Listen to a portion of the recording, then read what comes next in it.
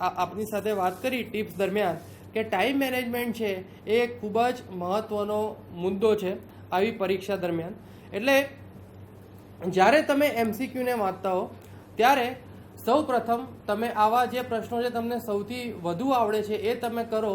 એના પછી તમે એને સ્લોટમાં ડિવાઈડ કરી લો ટાઈમના, કે ભાઈ જે આવા પ્રશ્નો જે છે એને હું 10 થી 15 સેકન્ડમાં સોલ્વ કરીશ, જે તાર્કિક પ્રશ્નો છે એને હું 30 થી 45 સેકન્ડમાં સોલ્વ કરીશ, અને જે કન્ફ્યુઝનવાળા છે એને હું 50 થી 60 સેકન્ડ અથવા તો 1 મિનિટના ગાળામાં હું સોલ્વ કરીશ. જો તમે આ રીતે પ્રશ્નપત્રને સોલ્વ કરશો તો આ કર્યા પછી પણ તમારી પાસે 10 મિનિટ જેટલો સમય આખા પ્રશ્નપત્રને ફરીથી જોઈ જવા માટે રહેશે.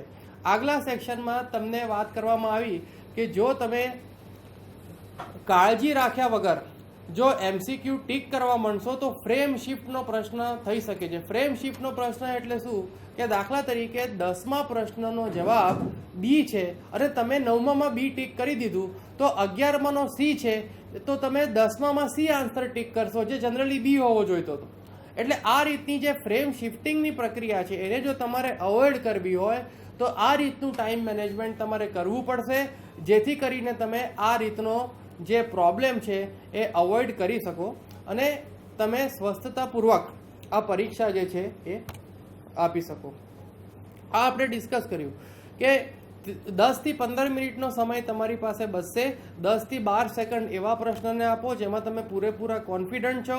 40 થી 45 સેકન્ડ એવા પ્રશ્નને આપો જેમાં તમારે એનાલિસિસ કરવું પડે એવું છે, વિશ્લેષણ કરવું પડે એવું છે, અને 1 મિનિટ એવા પ્રશ્નને આપો જેમાં તમારે થોડી મૂંઝવણ છે કે કન્ફ્યુઝન છે. ઘણી વખત એવું થાય કે તમે એલિમિનેશનની પદ્ધતિ દ્વારા જ્યારે MCQને સોલ્વ કરતા હો ત્યારે તમે કોઈ પણ 2 ઓપ્શન પર આવતા હો. એનો મતલબ કે 4માંથી તમને એવું લાગતું હોય કે આ 2 ઓપ્શન સાચા છે, તો તમે આ પ્રશ્ન જરૂર એટેન્ડ કરો. કારણ કે જો તમે આમાં આ પ્રશ્ન એટેન્ડ કરશો અને કોઈ પણ એક MCQ જો તમે આની અંદર ઉત્તર આપશો તો પ્રોબેબિલિટી 25માંથી 50% થઈ ગઈ, અને આખા પ્રશ્નપત્રમાં આવા પ્રશ્નો 15 થી 20%થી વધારે નહીં હોય. એટલે જો તમારે નેગેટિવ માર્કિંગ પણ જો થઈ જશે અમુક પ્રશ્નોની અંદર, તો પણ એ નેગેટિવ માર્કિંગ તમારા ઓવરઓલ સ્કોરને, તમારો ઓવરઓલ જે સ્કોર છે આખા પ્રશ્નપત્રનો એને ઇમ્પેક્ટ કરશે નહીં.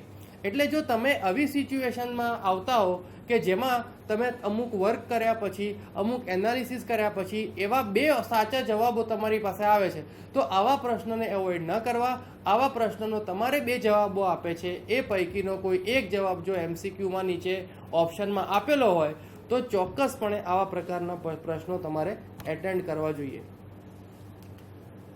હવે છેલ્લે જે આપણું છેલ્લું સેશન છે લેક્ચર સેશન નંબર 6, એમાં છેલ્લી ઘડીએ જે MCQ બેઝડ એક્ઝામિનેશન માટે શું સ્ટ્રેટેજી હોવી જોઈએ એના વિશે ડૉક્ટર અમિત બાલાની તમને એની ઉપર થોડો પ્રકાશ પાડશે, એની વિશે થોડી માહિતી આપશે.